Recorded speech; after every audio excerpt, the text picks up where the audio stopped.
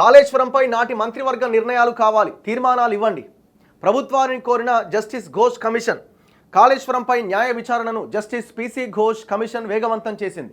కాళేశ్వరం ప్రాజెక్టుకు సంబంధించి మంత్రివర్గం చేసిన తీర్మానాలతో సహా క్యాబినెట్ రూల్ బుక్ అందజేయాలని ప్రభుత్వాన్ని కమిషన్ కోరినట్లు విశ్వసనీయ వర్గాల ద్వారా తెలిసింది.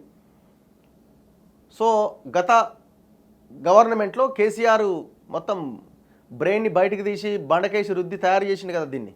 ఇప్పుడు ఆనాడు తయారు చేసిన జీవోలు, క్యాబినెట్ అప్రూవల్స్ ఇవన్నీ ఉంటాయి కదా, అవన్నీ మాకు కావాలని ఈ జస్టిస్ పిసి ఘోష్ కమిషన్ ఈ ప్రభుత్వాన్ని అడుగుతున్నది. కాళేశ్వరంలో భాగంగా నిర్మించిన మేడిగడ్డ బ్యారేజీలో ఓ బ్లాక్ కుంగడం, అన్నారం సుందిళ్ల బ్యారేజీలలో సీపేజీ నేపథ్యంలో ప్రభుత్వం న్యాయ విచారణకు ఆదేశించింది. దీనిపైన విచారణ చేపట్టిన సుప్రీంకోర్టు మాజీ న్యాయమూర్తి జస్టిస్ ఘోష్ ఇందులో భాగస్వాములైన ఇంజనీర్లు, అధికారులను విచారించి అఫిడవిట్లు తీసుకొని వాటి ఆధారంగా క్రాస్ ఎగ్జామినేషన్ చేపట్టారు. తెలంగాణ ఇంజనీరింగ్ రీసెర్చ్ ల్యాబొరేటరీకి చెందిన 6 అధికారులను శుక్రవారం క్రాస్ ఎగ్జామినేషన్ చేయబోతున్నారు. మరోవైపు కీలక వివరాల సేకరణలో కమిషన్ నిమగ్నమైంది. డాక్టర్ బిఆర్ అంబేద్కర్ ప్రాణహిత చేవెళ్ల ప్రాజెక్టును పునరాకృతి ద్వారా అంటే రీడిజైన్ ద్వారా కాళేశ్వరం ప్రాజెక్టును చేపట్టడంతో పాటు ప్రాణహిత ప్రాజెక్టును ఉమ్మడి ఆదిలాబాద్ జిల్లాకు పరిమితం చేశారు. ఇందుకు సంబంధించి మంత్రివర్గం చేసిన తీర్మానాల వివరాలు కోరినట్టుగా తెలిసింది. దీంతో పాటు మేడిగడ్డ, అన్నారం, సుందిళ్ల బ్యారేజీ పనులకు సంబంధించి కూడా తీర్మానాలను కోరినట్లు అత్యంత విశ్వసనీయ వర్గాల ద్వారా తెలిసింది. అయితే దీనిపైన తమకు సమాచారం లేదని నీటిపారుదల శాఖ వర్గాలు చెబుతున్నాయట. మీరు చూడండి, ఫస్ట్ మేడిగడ్డ, అన్నారం, సుందిళ్ల బరాజుల గురించి మాట్లాడారు. దాని తర్వాత మనలాంటి వాళ్ళం పెద్ద ఎత్తున కేవలం ఈ 3ంటికి ఎందుకు పరిమితం చేసిరు విచారణ? ఈ మేడిగడ్డ కుంగడానికి జస్ట్ ఒక సంవత్సరం ముందే మేడిగడ్డ పంపోజ్ మునిగిపోయింది, అన్నారం పంపోజ్ మునిగిపోయింది, కోట్ల రూపాయల నష్టం వచ్చింది. బాహుబలి మోటార్లు అన్నారు, అవి మొత్తం మునిగిపోయినాయి. అందులో 11లో 6 బాగు చేసిరు. మొత్తం ప్రైవేట్ బౌన్సర్లను పెట్టాడికి ఎవరిని రాణిస్తలేడు మెగా కృష్ణారెడ్డి అని మనం మాట్లాడితే, మేడిగడ్డ ఈ పంపోజులను కూడా దీంట్లో కలిపినట్టే కలిపిరు.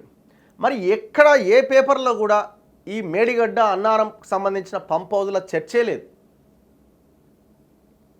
ఈ విచారణ కూడా కేవలం ఈ 3 బరాజుల వరకే పరిమితం అవుతున్న తప్ప టోటల్ ప్రాజెక్టు మీద అసలు ఊసేలేదు. ఎందుకు? వై?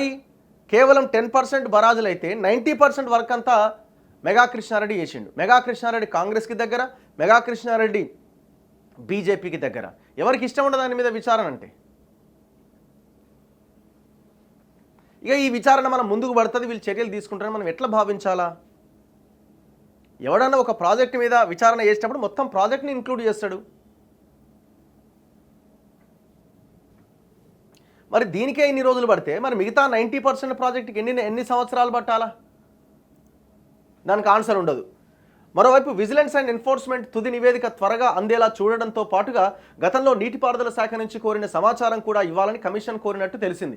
గురువారం జస్టిస్ ఘోష్ నీటిపారుదల శాఖ కార్యదర్శి రాహుల్ బొజ్జాతో సమావేశమయ్యారు. నీటిపారుదల శాఖ నుంచి రావాల్సిన సమాచారం గురించి చర్చకొచ్చినట్టుగా తెలిసింది. తెలంగాణ సర్కార్ అన్ని రికార్డులు అందజేయాలని 2 నెలల కిందట కమిషన్ కోరిందని, దీనిపైన నీటిపారుదల శాఖ కార్యదర్శి ఇంజనీరింగ్ చీఫ్కు లేఖ రాసి సమాచారం ఇవ్వబోతున్నట్లుగా సమాచారం అందింది తప్ప కోరిన వివరాలు ఇప్పటివరకు అందించలేదని కూడా కమిషన్ ప్రభుత్వం దృష్టికి తెచ్చినట్లు తెలియవచ్చిందట. మరి కోరిన వివరాలు ఎందుకు ఇస్తలేదు? విజిలెన్స్ అండ్ ఎన్ఫోర్స్మెంట్ డైరెక్టర్ జనరల్కు కూడా తాజాగా ఒక లేఖ రాసిందట. విజిలెన్స్ అండ్ ఎన్ఫోర్స్మెంట్ మేడిగడ్డతో పాటు అన్నారం, సుందిళ్ల కూడా విచారణ పూర్తి చేసి నివేదిక ఇవ్వాలని కోరగా ఇప్పటి వరకు రాలేదట.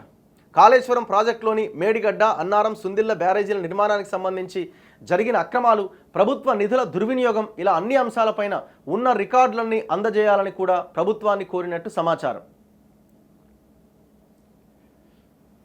సో ఇట్లా ఈ విచారణ నడుస్తున్నది. ఇది ఎంతవరకు పోతుంది ఏందన్నది మనం ఇక రాబోయే రోజుల్లో చూడాలి. మాకైతే నమ్మకం లేదండి. ఈ కాళేశ్వరం విచారణ ఏదో జరిగి వీళ్ళేదో ఏమైనా రికవరీ చేసి ఈ డబ్బులన్నీ ఎక్కడ పోయినాయండి? భూముల మీద పెట్టిరు, పెద్ద ఎత్తున భూముల మీద పెట్టిరు, విదేశాలకు తరలించారు. ఈ డబ్బునంతా రికవరీ చేస్తారా?